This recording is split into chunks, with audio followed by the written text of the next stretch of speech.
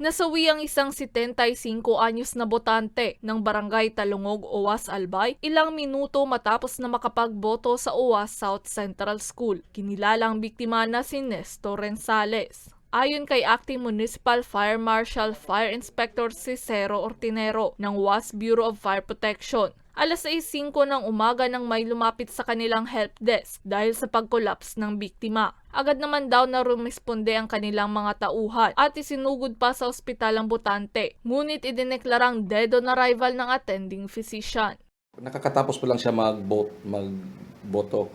And then yung ma'am, sa assessment nila, parang wala nang hininga, yung parang konti na lang yung niya. Kaya automatic nag-decide yung tropa natin ma'am na i-transport na kaagad siya doon sa GBDAP ma'am sa Ligaw City. Napagalaman na isang stroke patient ang botante. Posible raw na sa sobrang init kaya ito nag-collapse.